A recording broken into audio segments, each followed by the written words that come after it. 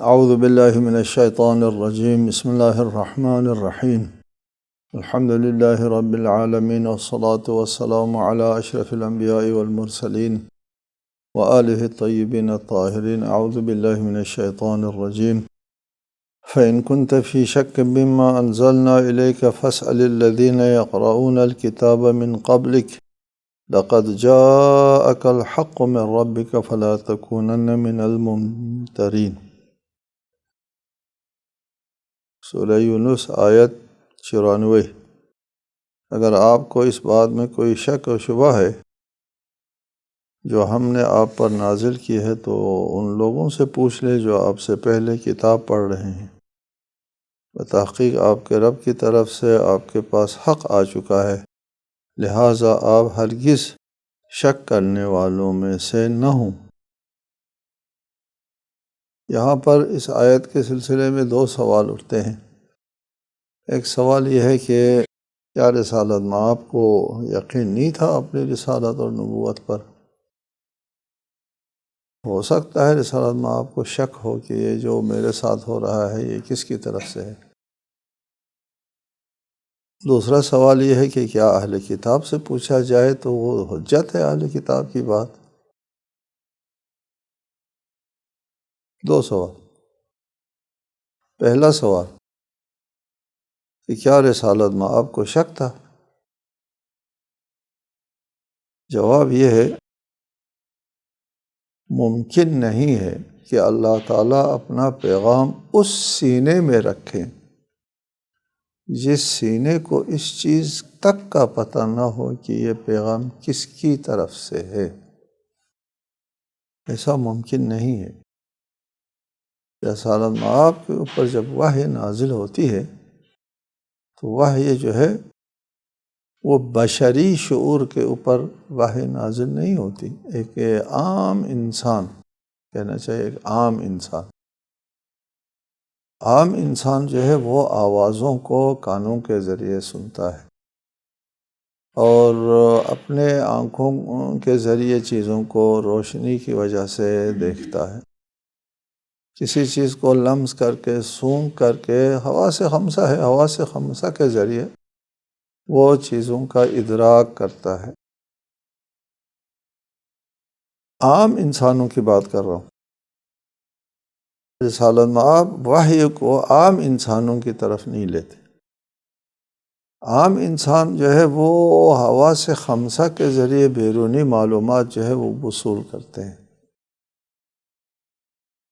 اگر کسی کا حواس خمسہ میں سے ایک حس نہیں ہے تو پھر اس سے مربوط معلومات اس کے پاس نہیں ہوتے۔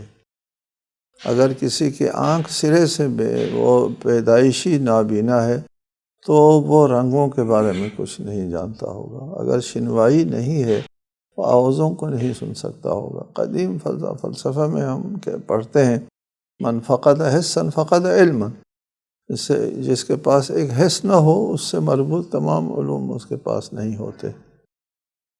ایک بات۔ دوسری بات یہ ہے کہ انسان کے محسوسات جو ہے وہ کبھی صحیح واقع نمائی نہیں کرتے، صحیح واقع نمائی نہیں کرتے، اور عقل کی وجہ سے عقل کو پتہ چلتا ہے کہ میری آنکھوں نے صحیح واقع نمائی نہیں کی، میرے لامسہ نے لمس کی قوت نے صحیح واقع نمائی نہیں کی۔ ایک چیز ہے دور تو وہ چھوٹی نظر آتی ہے، وہ اتنی چھوٹی نہیں جتنی چھوٹی نظر آتی ہے۔ عقل کا کہنا ہوتا ہے چونکہ یہ دور ہے لہٰذا یہ چیز جو ہے وہ چھوٹی نظر آتی ہے۔ ایک پانی ہے بہت گرم پانی اور ایک بہت ٹھنڈا یخ ہے۔ آپ ایک ہاتھ جو ہے نہایت گرم پانی میں رکھتے ہیں، دوسرا ہاتھ جو ہے وہ بہت ٹھنڈا پانی میں رکھتے ہیں۔ اس ہاتھ کو گرمی کی وجہ سے اذیت ہو رہی ہے، دوسرے ہاتھ کو سردی کی وجہ سے اذیت ہو رہی ہے۔ بیچ میں ایک نارمل پانی رکھا ہوا ہوتا ہے۔ دونوں ہاتھ آپ نارمل پانی میں رکھیں، جو ہاتھ گرم پانی سے آئے اس کے لیے یہ ٹھنڈا ہوگا، جو ٹھنڈے سے ہو اس کے لیے گرم ہوگا۔ گرم ٹھنڈا دونوں بیک وقت نہیں ہو سکتا۔ ہمارے قوہ لامسہ صحیح واقع نمائی نہیں کرتا۔ قدیم زمانے میں ہوتے تھے سفسطہ والے، سفسطہ کہتے ہیں محسوسات کا منکر، وہ محسوسات کے منکرین کو سفسطہ، وہ ان لوگوں نے 600 اشتباہات نوٹ کیے جو محسوسات کی طرف سے اشتباہ ہوتے ہیں، حقیقت نمائی نہیں ہوتی، 600 اشتباہات محسوسات کے۔ اس کے بنیاد پر ان لوگوں نے کہا کہ ہم محسوسات کو نہیں مانتے، ہمارے حواس جو ہے وہ صحیح واقع نمائی نہیں کرتے۔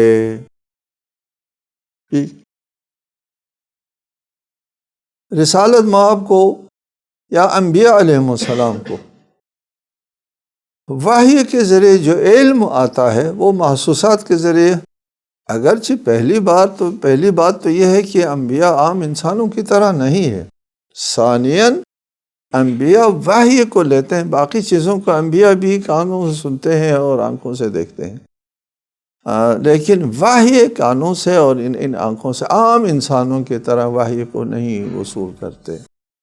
وحی کو خداوند عالم نے کہا ہے کہ ہم قلب رسول کے اوپر نازل کرتے ہیں۔ قلب سے مراد جو ہے یہ جو صنوبری شکل کا گوشت نہیں ہے جو خون پمپ کرتا ہے، قلب انسان کے انسانی شعور کا جو مرکزی نقطہ ہے اس کو قلب کہتے ہیں، اس طرح قلب لشکر کہتے ہیں، یہ لشکر کا اہم ترین حصے کو قلب لشکر کہتے ہیں۔ انسان کے اہم ترین نقطۂ عقلی اور فکری اور شعوری نقطے کو قلب کہتے ہیں، وہاں نازل ہوتے ہیں وحی۔ وہاں نازل ہونے والی بات جو ہے وہ قابل شک نہیں ہے۔ انبیاء کے لیے اپنی ذات سے بھی زیادہ واضح، اپنے وجود سے بھی زیادہ واضح ہے وحی قابل شک نہیں ہے۔ اس لیے رسول اللہ جب لوگوں کے درمیان میں بیٹھتے تھے تو وحی نازل ہوتی تھی، رسول وحی کی آواز سنتے تھے، آیات جو ہے وہ وصول کرتے تھے، پاس بیٹھے ہوئے لوگ نہیں سنتے تھے۔ وحی لانے والے فرشتے کو رسول دیکھتے تھے، عام لوگ وہاں پر نہیں دیکھتے تھے۔ ایک روایت ہے حضرت علی سے کہ وَلَقَدْ سَمِعْتُ رَنَّةَ الشَّيْطَانِ، جب رسالت مآب کے اوپر پہلی بار وحی نازل ہوئی تو شیطان کی چیخ کی آواز میں نے سنی۔ علی فرماتے ہیں شیطان کی چیخ کی آواز میں نے سنی۔ میں نے رسول اللہ سے پوچھا یہ آواز کیا ہے؟ فرمایا کہ شیطان کی چیخ ہے، میرے اوپر وحی نازل ہونے سے وہ فریاد کر رہا ہے۔ پھر فرمایا اِنَّكَ تَسْمَعُ مَا أَسْمَعُ وَتَرَى مَا أَرَى إِلَّا أَنَّكَ لَسْتَ بِنَبِيٍّ۔ دیکھو نا، یہ ایک خاص طاقت ہے جس کے ذریعے اس قسم کی آوازیں انبیاء علیہ السلام سنتے ہیں اور دیکھتے ہیں۔ خاص غیبی طاقت قلب کے دلوں سے اور قلب کے ذریعے سے وحی کو انبیاء علیہ السلام وصول کرتے ہیں۔ ممکن نہیں ہے جو وحی انبیاء علیہ السلام کے وجود کے اوپر، پورے وجود کے اوپر نازل ہوتی ہے، اس میں کوئی شک کرے، شک کی کوئی گنجائش نہیں ہوتی۔ اللہ تعالیٰ اپنے پیغام کو ایسی جگہ نہیں رکھتے کہ اس جگہ کے مالک کو پتہ نہ چلے کہ یہ کہاں سے یہ چیز آ رہی ہے، کون ہے میرے ساتھ بات کرنے والا۔ ممکن نہیں ہے ایسی جگہ پر اللہ تعالیٰ اپنی رسالت کو رکھے۔ یہ بات اپنی جگہ طے ہو گئی کہ انبیاء کے لیے وحی کے بارے میں شک ہونا ممکن نہیں ہے، ناقابل تردید، ناقابل تشکیک ہے۔ پھر کیسے فرمایا اس آیت میں ان کنت فی شک، اگر آپ شک میں ہیں تو سابق اہل کتاب سے پوچھ لیں۔ بات یہ ہے کہ اگر یہ ایک محاورہ ہے، طریقہ کلام ہے، کسی بات کو اہمیت دینے کے لیے ایک مفروضہ سامنے رکھا جاتا ہے، پھر اس کے اوپر بات ہوتی ہے، اہمیت دینے کے لیے، سمجھانے کے لیے اور دوسروں کو اس کی صحیح صورتحال بتانے کے لیے۔ وہ یہ ہے کہ آپ کے لیے شک کا امکان نہیں ہے، شک و شبہ کا امکان نہیں ہے۔ اگر شک کا بفرض اگر شک کی گنجائش ہے، لَإِنْ أَشْرَكْتَ، آپ کے سے شرک صادر ہونا قابل تصور نہیں ہے، لئن اشرکت، اگر یہ فرض کیا جاتا ہے ایک چیز کا مفروضہ، قل ان کان للرحمن ولد فانا اول العابدین، کہہ دو اگر اللہ کا کوئی بیٹا ہے تو سب سے پہلے میں اس کی عبادت کروں گا۔ نہیں ہے، ممکن نہیں ہے۔ اگر یہ ممکن ہوتا تو میں عبادت کرتا، نہیں ہے، ممکن نہیں ہے اللہ کے لیے کوئی بیٹا ہو۔ آپ شرک لے آئے، ممکن نہیں ہے یہ، اور اگر یہ کام سرزد ہوا تو آپ کا بھی عمل حبط ہو جائے گا، جتانے کے لیے دوسرے لوگوں کے لیے۔ اسی طرح یہاں پر ان کنت فی شکین، شک ممکن نہیں ہے، ناقابل تصور ہے کہ رسالہ آپ کو شک ہو جائے اپنے وحی کے بارے میں، لیکن اگر شک ہو جائے تو جن لوگوں سے کوئی شک ہے ان کو سمجھانے کے لیے ہے۔ یہ ایک سوال کا جواب ہو گیا۔ دوسرا سوال تھا کہ وہ اہل کتاب سے پوچھتے ہیں آپ اپنے مذہب کی حقانیت، ان کی بات دلیل ہے، حجت ہے آپ کے لیے، وہ جو جواب دیں گے، یعنی اہل کتاب کی بات حجت نہیں ہے اور دلیل نہیں ہے۔ پوچھنا یہ نہیں ہے کہ اس کتاب کو صحیح مانتے ہو یا نہیں مانتے ہو، یہ وحی جو نازل ہو رہے یہ صحیح ہے یا نہیں ہے، نہیں پوچھنا ان لوگوں سے۔ پھر کیا پوچھنا ہے؟ پوچھنا یہ ہے کہ جس قسم کا نظام، جس قسم کا پیغام، جس قسم کا دین آپ لے کر کے آ رہے ہیں، یہ کوئی انبیاء علیہ السلام کے سلسلے میں جو پیغام آتا رہا ہے اللہ تعالیٰ کی طرف سے، ان میں کوئی انوکھی چیز ہے، یہ کوئی مختلف چیز ہے جو سابقہ انبیاء میں یہ چیز دیکھنے میں نہیں آئی؟ پوچھ لو جی، پہلے انبیاء کیا بات کرتے رہے؟ جو نظام آپ پیش کر رہے ہیں وہ نظام سابقہ انبیاء جو پیش کر رہے ہیں، سب سے پہلی بات توحید ہے جی۔ سابقہ انبیاء کی کتابوں کو چھان مارو، دیکھو سابقہ انبیاء کی دعوت کا اصل اساس و بنیاد کیا تھا، پتہ کرو جی، پتہ چلے گا، معلوم ہو جائے گا، اسی اساس اور اسی بنیاد کے اوپر آپ کا پیغام یہ ہے، نہیں کہ ان سے پوچھنا ہے اور ان کی بات حجت ہے۔ جو نظام، جو کائناتی تصور، جو انسان کے لیے دستور حیات ہے، جو توحید کا تصور ہے، اللہ تعالیٰ کے بارے میں جو تصور ہے، عقائد ہے، نظریات ہیں، ان کے بارے میں پوچھ لو۔ سابقہ ادیان میں کیا چیز پیش کی ہے انبیاء علیہ السلام نے، یا ان سے مختلف ہے؟ یہ حجت ہے، نہیں ان کی اہل کتاب کی بات حجت ہے۔ اہل کتاب کے پاس جو پیغام کا کچھ فیصد، جتنا فیصد موجود ہے، اس کو دیکھ کر کے پتہ چلتا ہے کہ یہ اللہ تعالیٰ کی طرف سے جو پیغام آیا یہ اسی قسم کا ہے۔ فَاسْأَلِ الَّذِينَ يَقْرَؤُونَ الْكِتَابَ مِنْ قَبْلِكَ لَقَدْ جَاءَكَ الْحَقُّ مِنْ رَبِّكَ فَلَا تَكُونَنَّ مِنَ الْمُمْتَرِينَ۔ یہ دوسرے لوگوں کو سمجھانے کے لیے ہے کہ آپ جو ہے وہ شک شبہ کرنے والوں میں سے نہ ہو، یہ قابل شک اور قابل شبہ نہیں ہے۔ وَلَا تَكُونَنَّ مِنَ الَّذِينَ كَذَّبُوا بِآيَاتِ اللَّهِ فَتَكُونَ مِنَ الْخَاسِرِينَ۔ یہ دیکھو، رسالت آپ کے لیے ممکن ہے کہ وہ اپنی رسالت کی خود تکذیب کرے۔ وَلَا تَكُونَنَّ مِنَ الَّذِينَ كَذَّبُوا بِآيَاتِ اللَّهِ، اللہ تعالیٰ کے معجزات کو، اللہ تعالیٰ کی آیات کی تکذیب کرنے والوں میں سے نہ ہونا۔ کون؟ رسالت آپ کے، لا تکونن، رسالت آپ کو خطاب ہے۔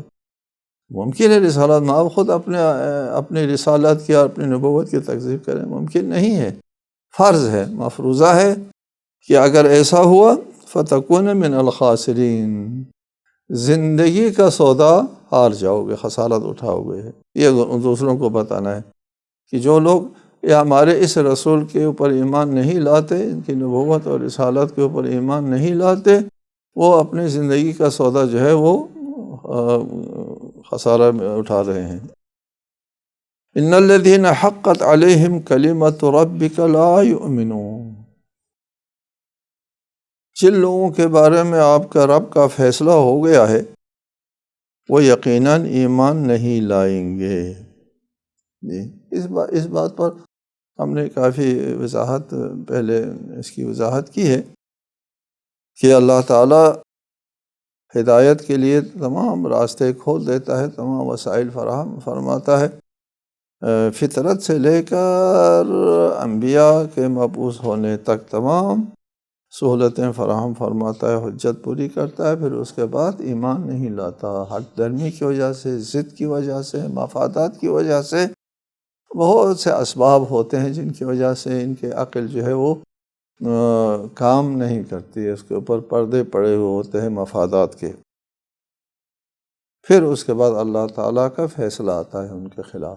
یہ لفظ بہت استعمال ہوا ہے قرآن مجید میں، حقا، یعنی اللہ تعالیٰ کا کلمہ فیصلہ جب پائے ثبوت کو آتا ہے تو اس کے بعد یہ لوگ پھر ایمان نہیں لاتے۔ اللہ کا فیصلہ کب آتا ہے؟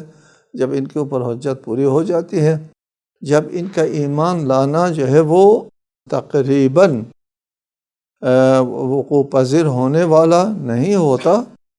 اللہ تعالیٰ کو پہلے سے علم ہے، حجت پوری کرنے سے پہلے پتہ ہے کہ یہ ایمان نہیں لائے گا، لیکن اللہ تعالیٰ اپنے علم کے اوپر جو ہے وہ باز پرسی نہیں کرتا، مواخذہ نہیں کرتا علم کی بنیاد پر، چونکہ میں جانتا ہوں یہ ایمان نہیں لائیں گے لہٰذا ان کو جہنم بھیجتے ہیں، ایسا نہیں کرتا اللہ۔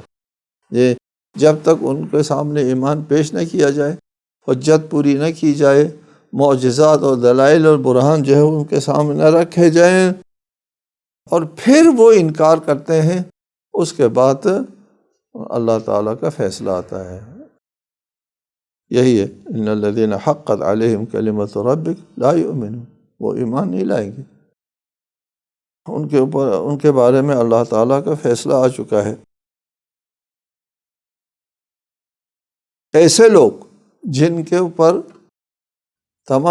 جن کے سامنے تمام دلائل اور معجزات جو ہے وہ پیش کیے گئے، حجت بھی ان کے لیے پوری ہو گئی، اور پھر بھی مفادات کی وجہ سے وہ ایمان نہیں لاتے، وہ لوگ وَلَوْ جَاءَتْهُمْ كُلُّ آیَةٍ حَتَّى يَرَوْا الْعَذَابَ الْأَلِيمَ، اگرچہ ان کے پاس ہر قسم کا معجزہ آ جائے، وہ ایمان نہیں لائیں گے عذاب سامنے آنے تک۔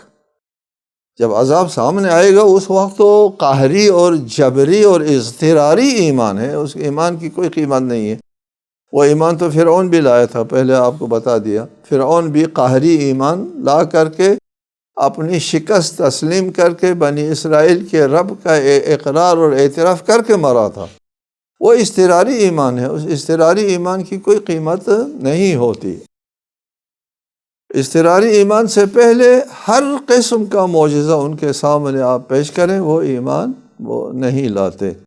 اللہ تعالیٰ اپنے انبیاء کے ذریعے دو قسم کے معجزے پیش کرتا ہے۔ ایک معجزہ اثبات نبوت کے سلسلے میں، از خود اللہ تعالیٰ کسی نبی کے ساتھ جو ہے وہ معجزہ ہمراہ بھیجتا ہے، کسی نبی کو اب مبعوث فرماتا ہے تو اس کے ساتھ معجزہ بھی، ثبوت بھی ساتھ ساتھ فراہم کرتا ہے۔ بغیر معجزہ، بغیر ثبوت کے کہ اللہ کا نمائندہ ہے، اللہ کوئی رسول، کوئی نبی ایسا نہیں بھیجتا۔ اس کو کہتے ہیں ابتدائی معجزہ۔ اس کے بعد ایک مطالباتی معجزہ ہوتا ہے، لوگ مطالبہ کرتے ہیں معجزے کے، اور پھر یہاں سے معجزہ جو ہے وہ مطالباتی معجزہ اللہ تعالیٰ نہیں دکھاتا۔ لوگ مطالبہ کرتے ہیں معجزہ، روزانہ معجزہ دکھاتے رہے رسول، یہ اس قسم کے معجزے نہیں دکھایا کرتے انبیاء۔ لوگوں کے مطالبے پر خود دکھاتے ہیں معجزہ پہلے، اس پر ایمان لانے والے ایمان لاتے ہیں، نہیں لانے والے نہیں لاتے۔ جب وہ ایمان نہیں لاتے، بعد میں جتنا بھی معجزہ پیش کرو وہ پھر بھی ایمان نہیں لائیں گے۔ لیکن کبھی ان کے جو مطالباتی معجزہ ہے وہ اگر منظور ہو جاتا ہے کسی وجہ سے اور وہ معجزہ آ جاتا ہے، پھر ایمان نہیں لاتا، پھر مہلت نہیں ملتی، ان کے اوپر فوری عذاب آتا ہے۔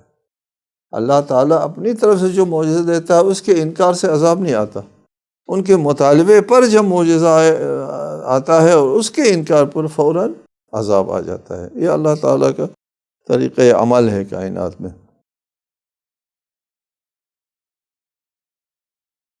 فلولا كانت قرية آمنت فنفعها إيمانها إلا قوم يونس لما آمنوا کشفنا عنہم عذاب الخزي فی الحیات الدنیا ومتعناہم الی حین۔ کیا کوئی بستی ایسی ہے کہ بر وقت ایمان لائی ہو اور اس کا ایمان اس کے لیے سودمند ثابت ہوا ہو، سوائے قوم یونس کے؟ جب وہ ایمان لائے تو ہم نے دنیا کی زندگی میں رسوائی کا عذاب ان سے ٹال دیا اور ایک مدت تک انہیں زندگی سے بہرہ مند رکھا۔ کوئی قوم ایسی نہیں ہے جس کو اللہ تعالیٰ نے اپنے نبی کے ذریعے معجزہ دکھایا ہو، نبی بھیجا ہو اور اس قوم نے ایمان لے آیا ہو اور اس ایمان لانے کی وجہ سے ان کے اوپر آنے والا عذاب ٹل گیا ہو۔ کوئی ایسی قوم نہیں ہے۔ تمام اقوام عالم نے ایسا کیا، ہر نبی کو جھٹلایا، تکذیب کیا، مسترد کیا، اذیت کی، اور پھر اللہ تعالیٰ کی طرف سے ان پر عذاب آیا، وہ نابود ہو گئے، سوائے قوم یونس کے۔ قوم یونس نے بھی حضرت یونس کی تکذیب کی، حضرت یونس وہاں سے قوم کو چھوڑ کر کے نکل گئے۔ حضرت یونس کے نکلنے کے بعد ان کے اوپر عذاب آنے ہی والا تھا۔ قوم یونس میں ایک پڑھے لکھے سمجھدار لوگ موجود تھے، اہل علم موجود تھے۔ وہ ہے احادیث میں ہے کہ اگر کسی قوم میں ایک صالح بندہ ہے اس کی وجہ سے عذاب ٹل جاتا ہے، ایک نیک انسان ہے اس کی وجہ سے وہ اہل ارض کے لیے یا اس قوم کے لیے۔ قوم یونس بھی ایسا ہوا کہ ایک دو صالح بندے تھے، ان لوگوں نے کہا یہ عذاب آنے والا ہے، تم لوگ ایسا کرو، کچھ ہدایت جاری کی اور بچوں کو ماؤں سے جدا کرو اور میدان میں نکلو اور دعا کرو اللہ سے کہ ہم ایمان لاتے ہیں، عذاب ٹال دے۔ ان لوگوں نے ایسا کیا، اس مرد صالح یا اس عالم دین کے کہنے پر عمل کیا اور وہ آنے والا عذاب ٹل گیا۔ بعد میں حضرت یونس واپس آیا تو ساری قوم جو ہے وہ مومن ہے، سوائے قوم یونس کے، اور کسی قوم کو اس کے ایمان نے فائدہ نہیں دیا، اس لیے کہ وہ ایمان لاتے ہیں لما رأوا العذاب، عذاب سامنے آنے کے بعد ایمان لاتے ہیں۔ عذاب سامنے آنے سے پہلے ایمان لا کر کے اپنے ایمان سے فائدہ اٹھایا ہو، وہ صرف قوم یونس ہے۔ اور اس قوم یونس کو عذاب سے بچانے کے لیے قبل از وقت عذاب کے آنے سے، وارد ہونے سے پہلے، وہ ان میں موجود صالح لوگ تھے۔ لما آمنوا کشفنا عنہم عذاب الخزي، جب وہ ایمان لے آئے تو ہم نے دنیا کی رسوائی کا عذاب ان سے ٹال دیا۔ آخرت کے لیے ان میں سے کسی کے ساتھ عذاب ہوگا نہیں ہوگا، وہ ہر شخص جو ہے وہ اپنے عمل کا گرو ہے، نہیں وہ اس کے عمل کے ساتھ مربوط ہے۔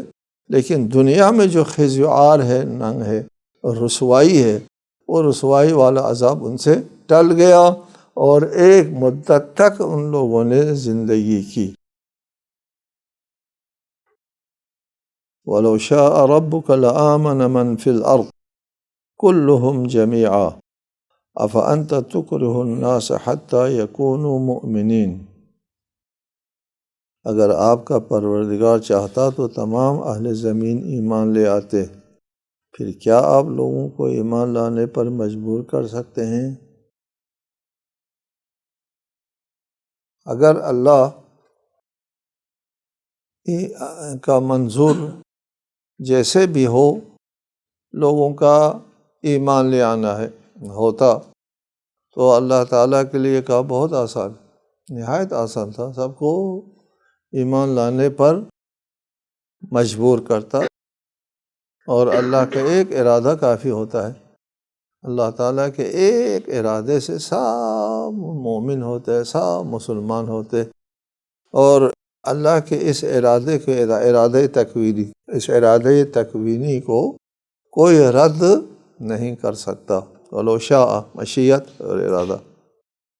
آپ کے علم میں ہے اللہ تعالیٰ کے دو قسم کے ارادے ہیں، ایک ارادہ تکوینی ہے جو تخلیق سے مربوط ہے، ارادہ کن فیکونی، ہو جاؤ وہ ہو جاتا ہے۔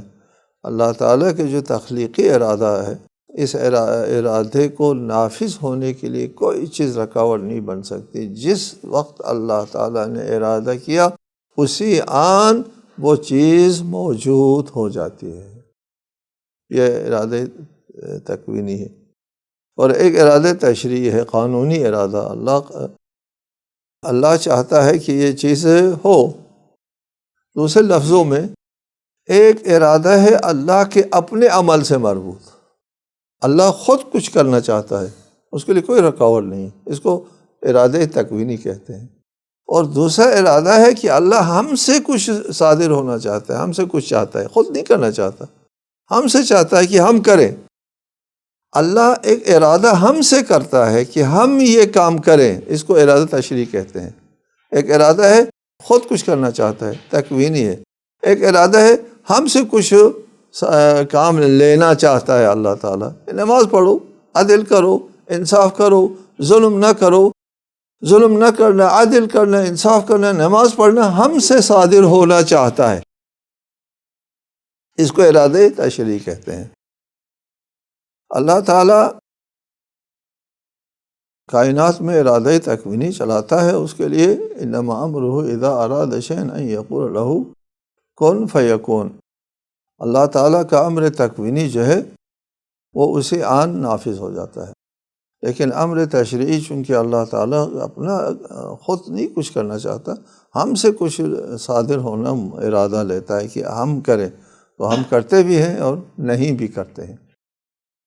اس صورت میں جب خداوند عالم ہم سے کچھ چاہتا ہے، ہم سے کچھ چاہتا ہے، تو اس کا وجود میں آنا ضروری نہیں ہے۔ ایمان کے بارے میں اللہ تعالیٰ کا پہلا ارادہ نہیں ہے، ارادہ تکوینی نہیں ہے۔ خود اللہ تعالیٰ ہم سے ایمان صادر ہونا چاہتا ہے، خود ایمان کو ہمارے دلوں میں خود اپنے دست قدرت سے ڈالنا نہیں چاہتا، یہ مسلط کرنا نہیں چاہتا، جبراً ٹھوسنا نہیں چاہتا، چونکہ اس کو ایمان نہیں کہتے، وہ ایک جبری چیز ہے۔ ایک جبری چیز جب آپ کے دل میں کہیں سے کسی نے قہراً وہ جبراً ڈال دیا، آپ کا اس میں کوئی اپنا عمل دخل نہیں ہوتا ہے، آپ کا ارادہ اور آپ کا اپنا انتخاب نہیں ہے، کسی کا عمل ہے کہ وہ اللہ کا عمل ہو جائے گا، آپ کا عمل نہیں ہوگا۔ آپ نے تو ایمان نہیں لایا، اللہ نے ایمان ڈالا، اس کی کوئی قیمت نہیں۔ اگر اس طرح اگر اللہ چاہتا تو ایک لمحے میں تمام اہل عزم مومن بن جاتے۔ اللہ کو جبری ایمان جو ہے وہ قبول نہیں ہے، اضطراری ایمان قبول نہیں ہے، مسلط کردہ ایمان قبول نہیں ہے۔ وہ ایمان قبول ہے جو خود ہم سے، ہمارے اختیار سے صادر ہو جائے، ہمارے اپنے انتخاب اس وقت ہوتا ہے کہ دو راستے ہمارے سامنے، ایمان لانا بھی ممکن ہے، نہ لانا بھی ممکن ہے۔ ان دونوں میں سے ایک راستے کا انتخاب ہم لوگ کریں، اس انتخاب کو قیمت حاصل ہے۔ دوسری بات جو ہے ایمان کا تعلق قلب سے، دل سے۔ دل جو ہے وہ منطق سمجھتا ہے، وہ طاقت نہیں سمجھتا، طاقت کے سامنے گردنیں جھکتی ہے، دل نہیں جھکتا۔ ایمان کا تعلق دل سے ہے، قہر، غلبہ، جبر اور کسی طاقت کے ذریعے ایمان کا مسلط نہیں کیا جاتا، یہ ایمان اللہ تعالیٰ کو قبول نہیں ہے۔ لہٰذا ہمارا اسلامی تعلیمات جو ہے وہ اختیار اور انتخاب کی بنیاد پر ہے، قہر و جبر و اضطرار کی بنیاد کے اوپر کوئی ایمان، کوئی مذہب، کوئی تعلیم قابل عمل نہیں ہے۔ اس سلسلے میں آئندہ انشاءاللہ مزید گفتگو کریں گے۔ والسلام علیکم ورحمۃ اللہ وبرکاتہ۔